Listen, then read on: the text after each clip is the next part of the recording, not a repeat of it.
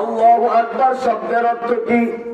সারাটা জীবন আমরা আল্লাহু আকবার বললাম, কিন্তু আল্লাহু আকবারের অর্থটা আমরা এখনো পর্যন্ত অনেকে জানি না। সুবহানাল্লাহ বললাম, সুবহানাল্লাহর অর্থ আমরা জানি না। আলহামদুলিল্লাহ বললাম, আলহামদুলিল্লাহর অর্থ আমরা জানি না অনেকে। আল্লাহু আকবার বললাম, আল্লাহু আকবারের অর্থও জানি না। আমি শুধু আজকে আল্লাহু আকবারের অর্থটা শোনায় দিই, সময় কম, আমি আমার মূল কথায় চলে যাই।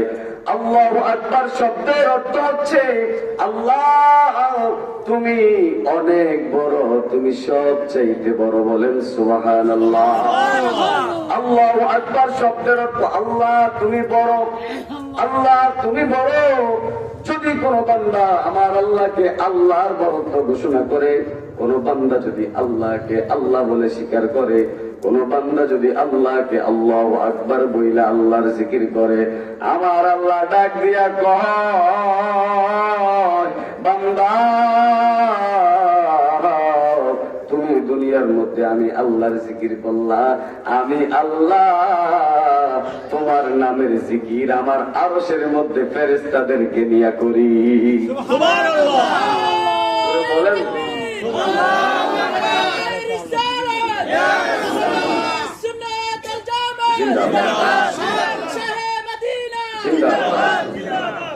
বন্ধুরা আমার, মুহাব্বতের গানটা লাগায় দেন। আমি বেশি কথা বলবো না, অল্প সময় কথা বলবো। অল্প কথাগুলো যেন আমাদের দিলের মধ্যে লাগে। বলেন সুবহানাল্লাহ। অল্প দু চারটা কথা বলবো। নবীর মুহাব্বত দরকার আছে না নাই? আর একটু জোরে বলেন আছে না নাই? নবীর মুহাব্বত ছাড়া উপায় নাই। নবীর মুহাব্বতের কথা আমার আল্লাহ তাআলা কোরআনুল কারীমের মধ্যে বলেছেন।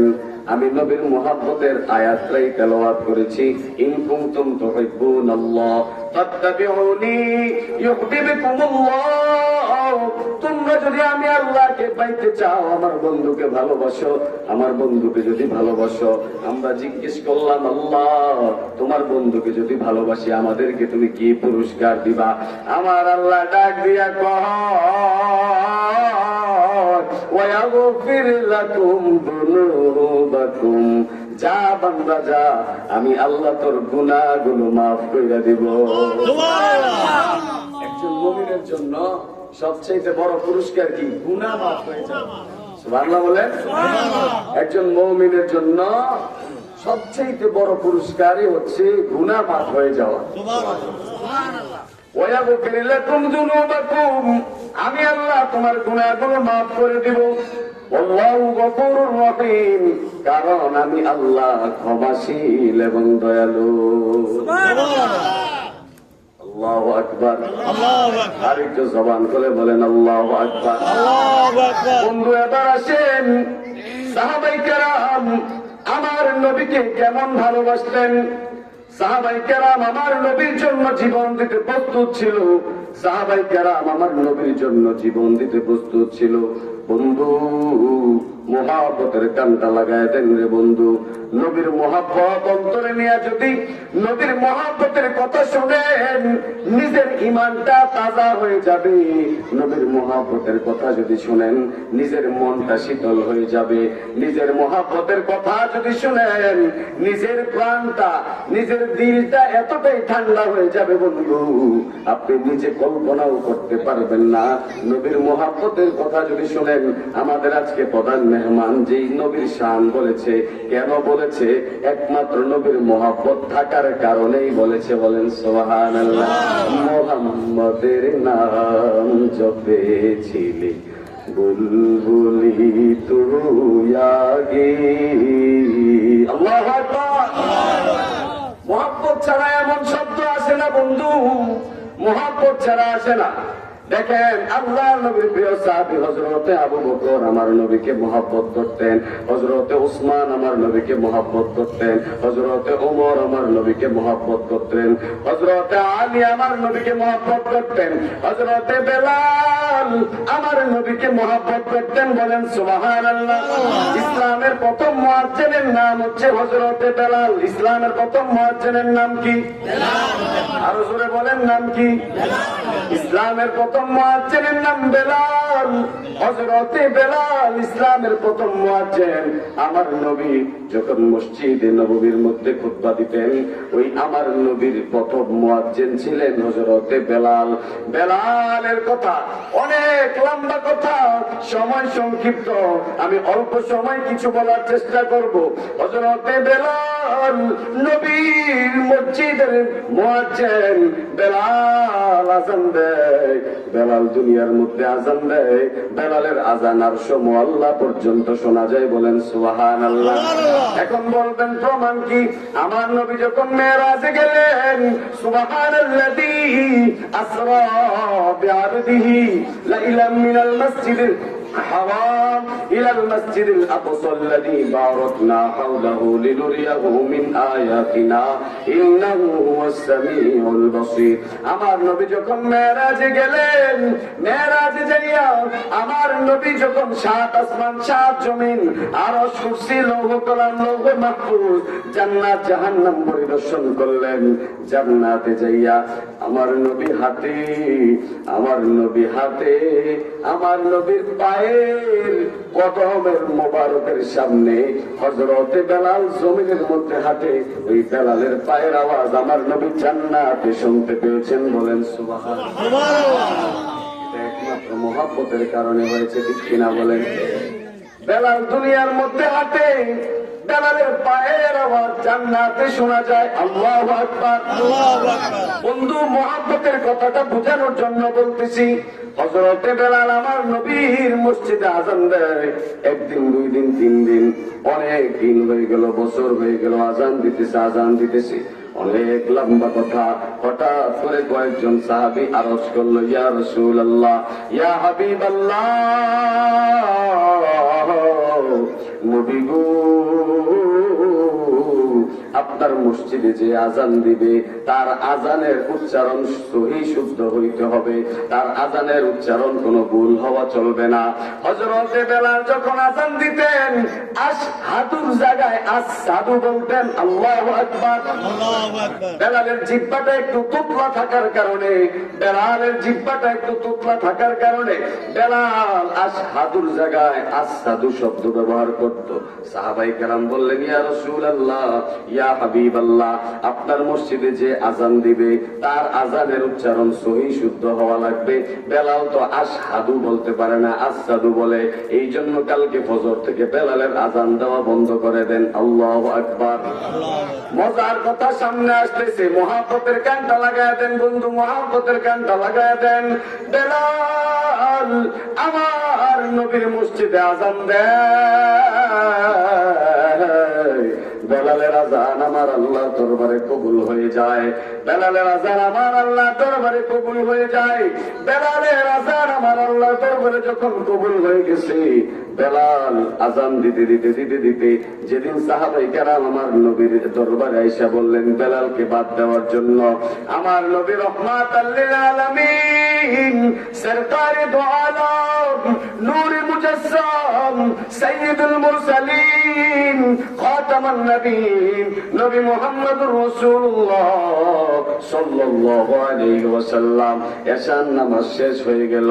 এশার নামাজের পরে আমার নবী রাহমাতাল লিল আলামিন বেলালকে ডাক দিলেন, ও বেলাল, কালকে ফজর থেকে তুমি আর আযান দিবা না বেলাল। ও বেলাল, কালকে ফজর থেকে তুমি আর আযান দিবা না। কালকে ফজর থেকে নতুন মুয়াজ্জিন নিয়োগ করা হলো, তোমার আযানের উচ্চারণ একটু ভুল হয়, এই জন্য তুমি কালকে ফজর থেকে আর আযান দিবা না। নতুন মুয়াজ্জিন সুরলিত কণ্ঠে আযান দিবে। বেলাল যখন আমার নবীর জবান মুবারক থেকে রাহমাতাল লিল আলামিন, সরকারে দো আলম, নূরে মুজাসসাম সাইয়্যিদুল মুরসালিন খাতামান নবিয়্যিন নবী মুহাম্মদুর রাসূলুল্লাহ সাল্লাল্লাহু আলাইহি ওয়াসাল্লামের জবান মুবারক থেকে যখন বেলাল এই কথা শুনলেন, বেলালের মনটা বড় খারাপ হয়ে গেছে। বেলাল ডাক দিয়া কয়, ইয়া রাসূলুল্লাহ, ইয়া হাবিবাল্লাহ, নবী গো, আল্লাহু আকবার। আর একটু জবান করে বলেন আল্লাহু আকবার। বেলাল ডাক দিয়া কয়, ইয়া রাসূলুল্লাহ, ইয়া হাবিবাল্লাহ, আমি বেলাল আযান দিলে নবী গো আপনি মসজিদে আসতেন, কালকে ফজর থেকে আমি আর আযান দিতে পারবো না, আমার আযান শুনে আমার নবী মসজিদে আসবে না, এই ব্যথা আমি বেলাল সহ্য করতে পারবো না। বলেন আল্লাহু আকবার।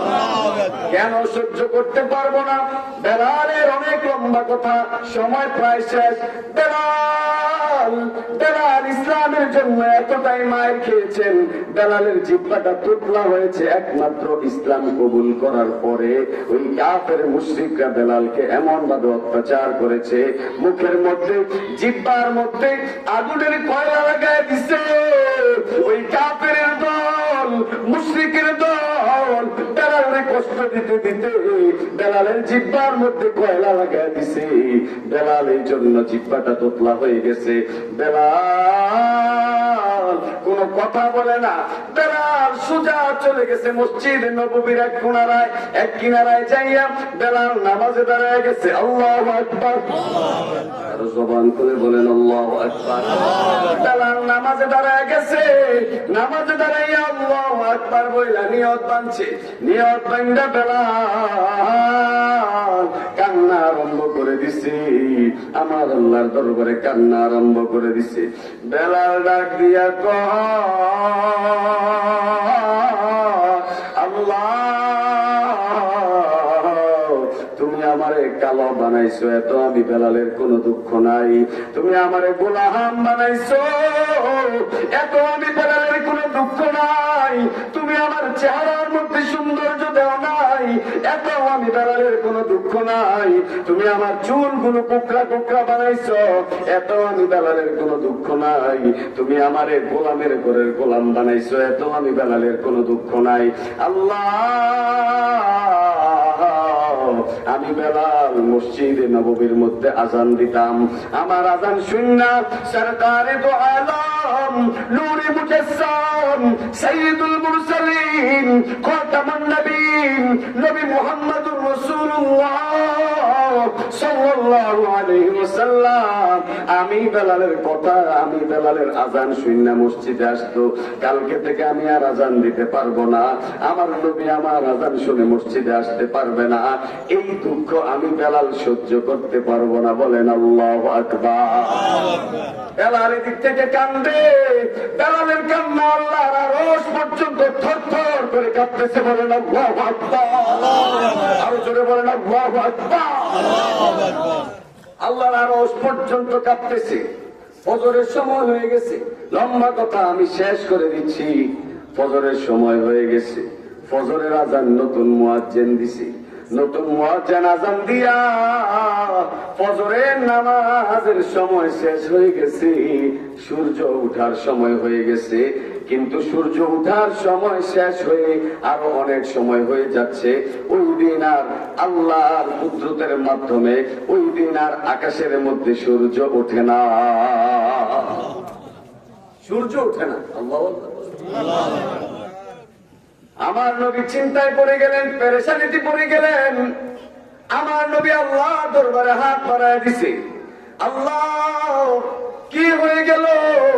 আজান হয়ে গেছে, আজান হয়ে গেছে, নামাজের সময় শেষ হয়ে যাচ্ছে, সূর্য ওঠার সময় হয়ে গেছে। আল্লাহ, কেন এখনো পর্যন্ত সূর্য ওঠে না? আল্লাহু আকবার। আমার আল্লাহ পাক রব্বুল আলামিন জিব্রাইলকে ডাক দিয়া কয়, ও জিব্রাইল, যা আমার বন্ধুর কাছে যা, আমার বন্ধুরে যাইয়া কও আজকে কেন ফজরের আজান হইল না? আল্লাহু আকবার। আমার বন্ধুর কাছে কি যে কেন ফজরের আজান আজকে হইল না, কিন্তু আজান হয়েছে কি হয় নাই? আরে হয়েছে কি হয় না? হয়েছে। জিবরাইল আল্লাহর হুকুমে আমার নবীর দরবারে চলে এসেছে। আয়েশা বলে, ইয়া রাসূলুল্লাহ, ইয়া হাবিবাল্লাহ, নবী গো, আজকে কেন মসজিদে নববীতে আজান হয় নাই? আমার নবী ডাক দিয়ে কয়, জিবরাইল আজান তো দিয়েছে, আজকের আজান তো আরো সুন্দর হয়েছে। জিবরাইল ডাক দিয়া কয়, ও নবী গো, সুন্দর কোন কণ্ঠ, সুন্দর ভাবে আজান দেওয়া, সুন্দর ভাবে কোরআন তেলাওয়াত করা, মানুষকে দেখানোর জন্য, এগুলো আল্লাহর দরবারে কবুল হয় না। আমার আল্লাহর দরবারে কবুল হয় হৃদয়ের ভালোবাসা। আল্লাহর দরবারে কি কবুল হয়? আরে বলেন কি এর ভালোবাসা? নবীর মুহাব্বত থাকতে হবে। বলেন সুবহানাল্লাহ। জিবরাইল ডাক দিয়া কয়, ইয়া রাসূলুল্লাহ, ইয়া হাবিবাল্লাহ, আজকে যে আজান দিয়েছে তার আজানের আওয়াজ আরশ পর্যন্ত যায় নাই। কেন যায় নাই? আমরা অনেক লম্বা কথা। মেরাজের রজনীতে আমার নবী যখন সপ্তম আসমানে উঠেছে। কোন আসমানে? জোরে বলেন, আরো জোরে, আরো জোরে, সবাই বলেন। সপ্তম আসমানে যখন উঠলেন, আমাদের এখানে অনেক হাজী সাহেবরা বসে আছেন, মুরব্বী বাবারা বসে আছেন, যারা আমার নবীর রওজা মুবারকে যেয়ে সালাম দিছেন। ও বন্ধু, ও বাবা, মুহাব্বতের কানটা লাগায়া দেন। এই যে কাবা শরীফ আমরা দেখি, এই কাবা বরাবর বাইতুল মামুর, সপ্তম আসমানের উপরে একটা ঘর আছে। ওই ঘরটার নাম হচ্ছে বাইতুল মামুর। আল্লাহু আকবার। ওই বাইতুল মামুরের মধ্যে প্রত্যেকদিন 70,000 ফেরেশতা বাইতুল মামুরটাকে তাওয়াফ করে। বলেন আল্লাহু আকবার। 70,000 ফেরেশতা বাইতুল মামুর তাওয়াফ করে।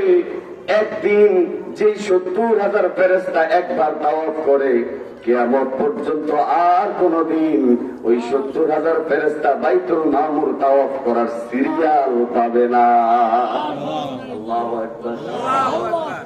তার মানে পৃথিবী শুরু থেকে কিয়ামত পর্যন্ত শুধু বাইতুল মামুর তাওয়াফ করার জন্য আল্লাহ কত হাজার, কত কোটি, কত লক্ষ, বিলিয়ন, মিলিয়ন ফেরেশতা তৈরি করছে, যে শুধু এক এক দিন শুধু এই বাইতুল মামুরে ইবাদত করবে 70,000 ফেরেশতা। এরা কিয়ামত পর্যন্ত আর কোনদিন এখানে আসার মতো সুযোগ পাবে না। একটু আস্তে করে সুবহানাল্লাহ বলেন। সুবহানাল্লাহ। ওই বাইতুল মামুরের মধ্যে যে 70,000 ফেরেশতা, ওই 70,000 ফেরেশতারা বেলালের আজান শুইনা নামাজে দাঁড়াইতো। এই জন্য আজানের আওয়াজ আরশ পর্যন্ত যায় নাই। জিবরাইল ডাক দিয়া কয়, ইয়া রাসূলুল্লাহ, আজকে কেন আজান হয় নাই? আজকে বাইতুল মামুরের ফেরেশতারা নামাজের জন্য অপেক্ষা করতেছে, কিন্তু আজান শুনে নাই। ইয়া রাসূলুল্লাহ, ইয়া হাবিবাল্লাহ, নবী গো, তাড়াতাড়ি বেলালকে ডাকান, বেলালকে দিয়ে আবার আজান দেওয়ান। বেলাল আজান না দিলে কিয়ামত পর্যন্ত সূর্য উদিত হবে না। আল্লাহু আকবার। বেলাল আজান না দিলে কিয়ামত পর্যন্ত আর সূর্য উঠবে না। আমার নবী বেলালকে ডাক দিলেন, বেলাল তুমি আজান দাও। বেলাল আজান দিলেন, আল্লাহর কুদরতে এরপরে সূর্য ওঠা আরম্ভ হয়েছে। বলেন সুবহানাল্লাহ। আর জোরে বলেন সুবহানাল্লাহ।